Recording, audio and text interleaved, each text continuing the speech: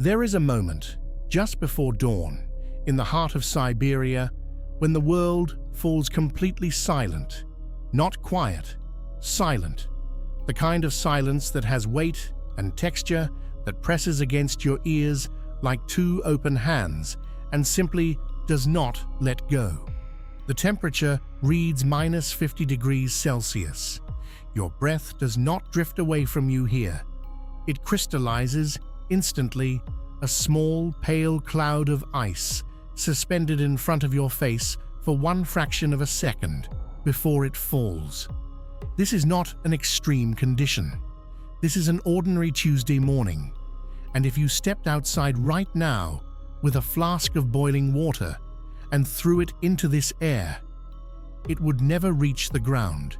It would turn to snow in midair before a single drop touched the earth. This is Siberia, not the Siberia of maps and footnotes, not the Siberia of Cold War shadows and distant exile, the Siberia where 36 million people wake up every morning, send their children to school, fall in love, and call this place, with no hesitation and no irony whatsoever, home. And later in this journey, I will take you to a single hole in the earth, so vast, so terrifying in its dimensions, that the government has permanently banned all aircraft from flying over it. What this frozen land has been hiding beneath its surface for billions of years will leave you speechless.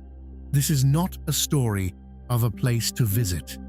This is the story of what it truly means to belong to the coldest world on Earth.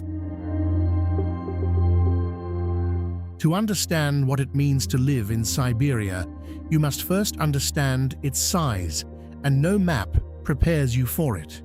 Siberia covers 13.1 million square kilometers.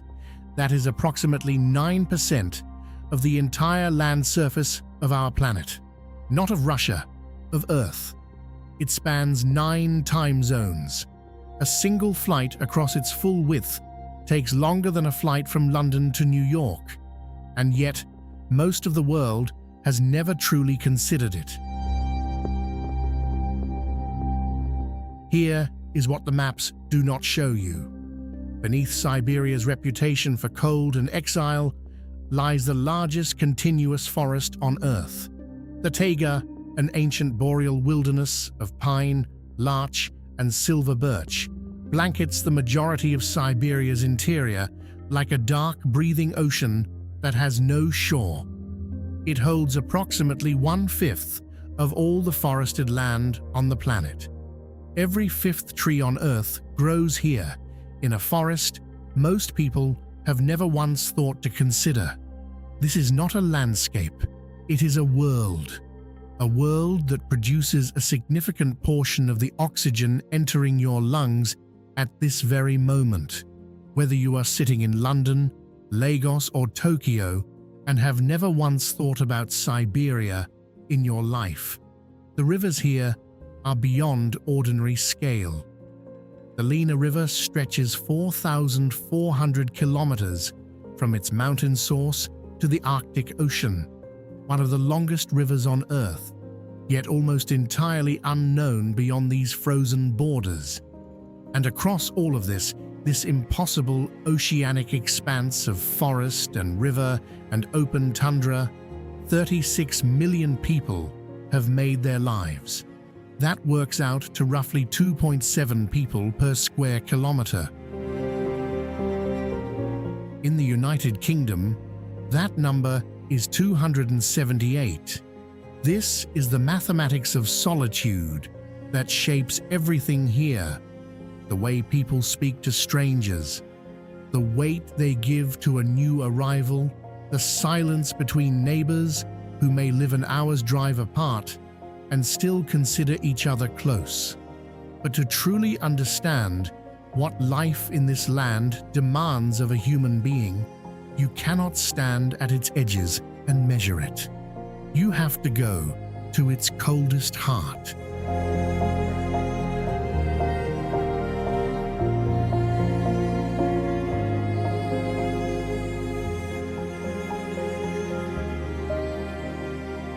There is a city in Siberia, a real, functioning, inhabited city that records -40 degrees Celsius as a mild winter afternoon. Its name is Yakutsk. And I need you to understand that Yakutsk is not a remote outpost. It is a city of more than 300,000 people, with universities and shopping centers and traffic jams and coffee shops and everything else that constitutes ordinary modern life, except that the ground beneath every single building in it is frozen solid year-round to a depth of several hundred meters. This is permafrost, and it changes everything, because if any building in Yakutsk were to heat the ground beneath it through nothing more than the warmth of its own foundations, the frozen soil would begin to thaw, and what is currently solid ground would slowly become something closer to wet concrete. The building above it would sink, quietly, unevenly, and without warning.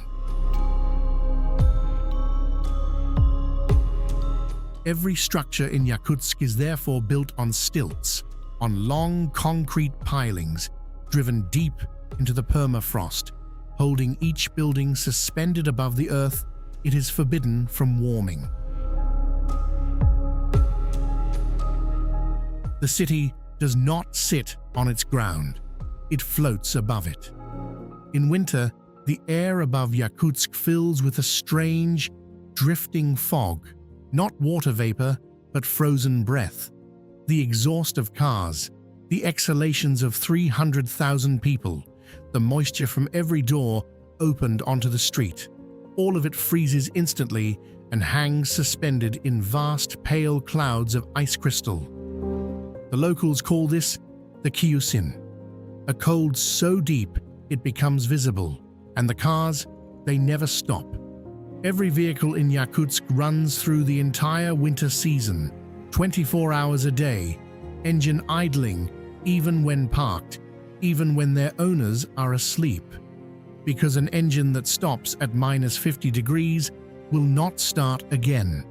The cold seizes the metal, turns the oil to something closer to paste, and holds the machine in a grip that no key can release. Schools in this city close, but only when temperatures drop below -52 degrees Celsius. At -40, children still walk to class. At -45, the school day continues. The threshold for cancellation is colder than anything most countries on Earth have ever recorded as their national low. Think about the last time cold was genuinely dangerous to you. Not uncomfortable, dangerous. Now imagine that feeling is every single morning of your life, and that you would not live anywhere else, because beyond Yakutsk, 900 kilometers deeper into the frozen interior, lies a village of 500 people called Oymyakon. And in 1933, a thermometer there read -67.7 degrees Celsius, the coldest temperature ever recorded in any permanently inhabited place on the surface of our planet. The thermometer, they say, cracked. The people who built their lives in this frozen world, who looked at -60 degrees and saw not an ending but a home, did not arrive here yesterday. The Yakut people, known in their own language as the Saka, have inhabited this land for over 1,000 years. They came north from the forests near Lake Baikal across centuries, bringing with them their horses, their songs, and a cosmology so intricate and so ancient that no single word in any European language can fully contain it.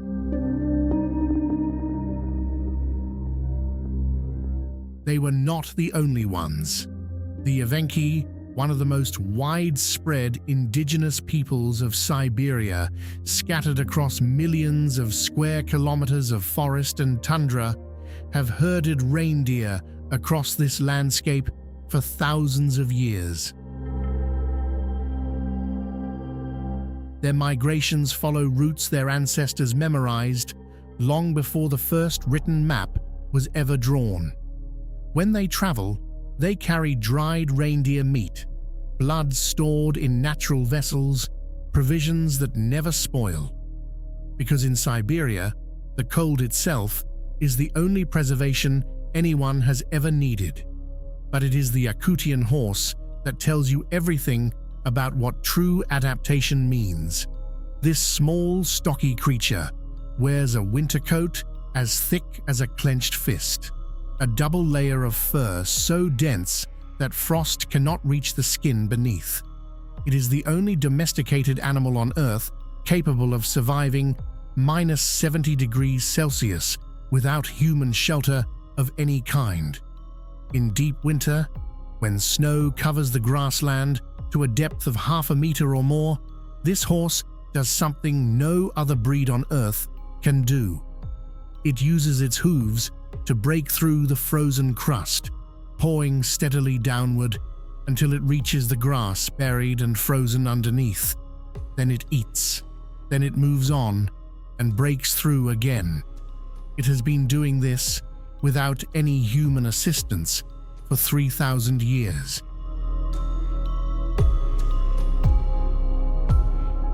The Yakut shamans describe existence as three distinct layers: the upper world, the middle world, and the lower world, each inhabited by its own spirits, its own forces, its own logic.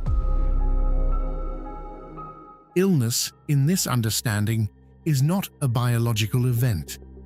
It is what happens when a person's soul is pulled away from the middle world by forces it cannot resist, drawn into a layer where it does not belong. The shaman's work is to go in after it, to cross into the other layers, locate the soul, and carry it back. This is not a practice preserved in a museum.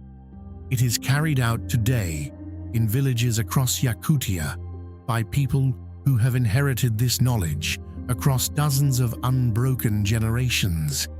They will tell you, if you ask, that the cold taught them everything they know.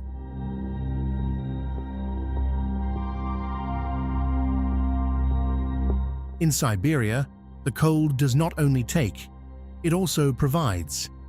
Consider pelmeni, the small, neat, meat-filled dumplings that most of the world associates with Russian cooking. A staple of Russian cuisine, recognizable across the globe, sold in every supermarket from Moscow to Vladivostok. They were not invented in Russia. Pelmeni were created by the indigenous peoples of the Siberian forests and the Ural Mountains, hunters who needed a solution to a very specific problem. How do you carry enough food for a journey lasting 2 months through temperatures that would kill an unprotected man in minutes without any of it spoiling? You make dumplings, hundreds of them. You leave them outside for 20 minutes, and the cold does the rest. They freeze solid, hard as river stones, and stay that way for the entire winter without losing a single quality. A hunter deep in the taiga in January could reach into his pack, pull out a handful of frozen pelmeni, drop them into boiling water over a fire, and have a complete meal within minutes. This was not a recipe, it was a technology. And Russia, when it finally arrived in Siberia, inherited it. Then there is stroganina, raw fish, fresh caught, frozen immediately and completely solid, is taken to a blade and shaved into translucent, paper-thin slices while still frozen. These curling ribbons of raw fish are eaten immediately, straight from the knife, with nothing added but perhaps a touch of salt. Not cooked, not cured, not marinated, frozen raw, and consumed that way entirely by design. Because at Siberian temperatures, the cold does what no kitchen can replicate. It eliminates every parasite the fish might carry. What looks to an outside eye like recklessness is in reality an act of extraordinary precision, a food practice refined across thousands of years to be completely safe. At the outdoor market in Yakutsk in December, fish are sold standing upright in the snow, frozen solid from tail to gill, arranged in rows like some extraordinary gallery of the deep. No refrigeration unit, no ice bed, no packaging of any kind. The cold is the packaging. It always has been. And in the apartments above that market, the grandmother, with no room in her manufactured freezer, simply opens her balcony door, steps outside, places her food on the shelf she built out there years ago. And the winter does the rest.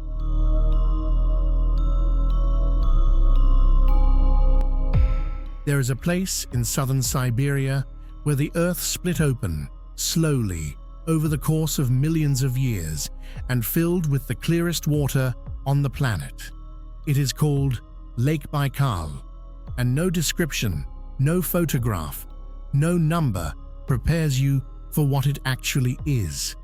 Baikal is the deepest lake on Earth, 1,642 meters from its surface to the sediment of its floor. It is also the world's oldest lake, formed around 25 million years ago. Every other major lake on this planet is measured in thousands of years. Baikal is measured in millions. It is older than most mountain ranges in their current form, older than the earliest ancestors of the human beings who now live on its shores, and it holds within its ancient basin approximately 20% of all the unfrozen fresh water on the surface of our planet. Not in Russia, on Earth. 1/5 of all the drinkable water that exists above ground in the entire world is here, in this one lake, in Siberia. In winter, the lake freezes. The ice reaches a meter thick or more, yet remains so clear, so impossibly transparent, that you can stand on its surface and look directly down through it into the darkness of the water below. To walk across Baikal in January is to walk across a floor of ancient glass, suspended above an abyss that has no visible end. Beneath that surface lives the Nerpa, the world's only exclusively freshwater seal, found nowhere else on Earth. Scientists believe it arrived in Baikal millions of years ago, traveling inland from the Arctic Ocean through ancient river systems that no longer exist. It found this lake, and it never left. The Omel also lives here, a silver, salmon-like fish that exists in no other body of water on the planet. Smoked slowly over open wood fires on the lake's shoreline, it carries a taste that every person who grew up near Baikal will tell you is the precise flavor of home. The Buryat people, who have lived on these shores for centuries, following a unique blend of Tibetan Buddhism and ancient shamanism, call it the Sacred Sea. Before any journey across its ice, offerings are left at the water's edge: stones, colored ribbons, a cup of milk poured quietly into the cold, not as ritual, as conversation, because the Buryat do not believe Baikal is a body of water. They believe it is alive, and they have arranged their entire civilization around the question of how to live alongside something that vast, that ancient, and that aware.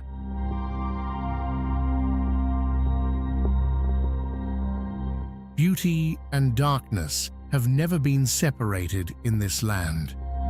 They have always existed in the same breath, on the same frozen ground. In the 1930s and 1940s, at the height of Stalin's reign, the Soviet government sent millions of people to Siberia, not as settlers, but as prisoners. They were condemned to labor camps scattered across this wilderness, a system so vast and so deliberately concealed that the writer Alexander Solzhenitsyn called it the Gulag Archipelago, an invisible empire mapped entirely in suffering. At its peak, over 500 individual camps operated across Siberia. Millions entered. Many did not come back. And yet, the descendants of those who survived often found, across the generations, that they could not leave. The land that had imprisoned their ancestors had, slowly and quietly, become theirs. Then there is the event that Siberia still cannot fully explain. On the morning of the 30th of June, 1908, something entered the atmosphere above the remote taiga of central Siberia, an asteroid, most scientists believe, or possibly a comet. No one knows for certain, because whatever it was, it never reached the ground. It exploded in mid-air. The blast released energy equivalent to roughly 1,000 Hiroshima bombs, flattening more than 2,000 square kilometers of Siberian forest in a single moment. Trees scorched and collapsed for dozens of kilometers in every direction. No crater was ever found. Because it happened here, in Siberia, at the edge of the known world, the first scientific expedition did not arrive until 1927, 19 years after the forest was erased. And then, beneath all of this, there is the hole. The Mirny diamond mine in Yakutia is 525 meters deep and 1,200 meters wide, one of the largest man-made excavations on this planet.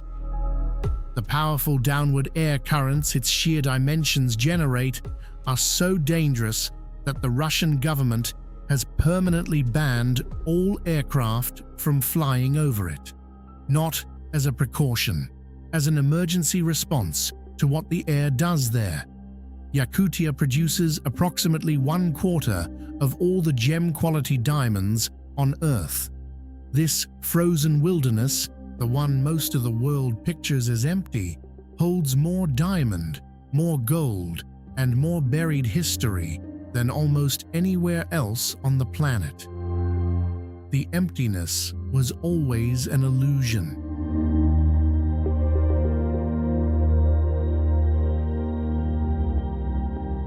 But light, when it finally comes to Siberia, does not simply arrive.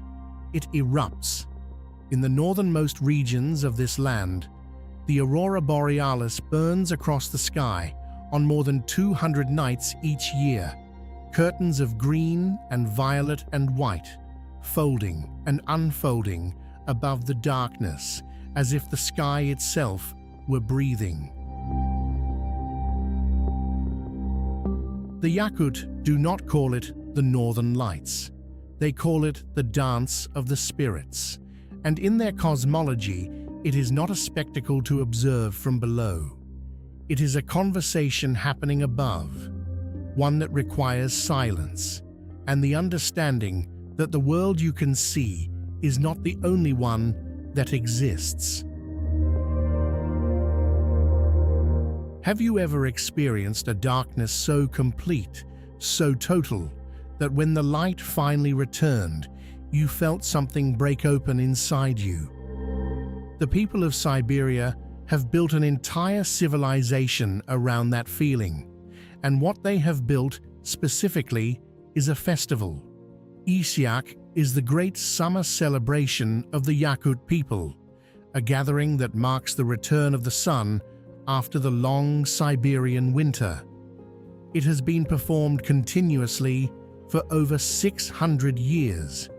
During the Soviet era, it was suppressed as superstition and practiced in secret. When the Soviet Union fell, Isyak returned, not tentatively, but with the force of something that had simply been waiting. At its center is a ceremony involving kumis, fermented mare's milk, offered first to the sun, then to the earth, then passed through the gathered community. Thousands of people in white traditional dress stand on an open plain beneath a sky still fully bright at midnight, sharing a cup that connects them to every generation who stood in the same circle before them. I spoke to an elder who had attended this festival for over 70 years, who had watched it survive suppression, silence, and revival, who said the same words, quietly, every year, when the first summer light finally broke above the horizon. It came back, she said. It always comes back. So what is the force that holds 36 million people to the coldest inhabited land on Earth? It is not stubbornness. It is not the absence of alternatives. It is something far simpler and far harder to explain to someone who has never stood in a cold so deep it has a texture, in a darkness so complete it has a sound, in a light so brief and so fierce it makes you weep to see it go. The people of Siberia understand something the rest of the world has quietly forgotten. That belonging is not given, it is earned through seasons and survival and the particular weight of a life that has been genuinely tested. That joy is only as deep as the darkness that preceded it. That the cold does not make a life smaller. It makes every warm thing in it more real. And somewhere in Siberia, right now, a woman opens her balcony door in the dark, places her food on the shelf outside, and looks up at a sky full of dancing light. She does not wish she were anywhere else. If this story moved you the way it moved me, there are more journeys like this one waiting. Every place on Earth has a story this deep. Most of them have never been told. If you want to hear them, I will be here.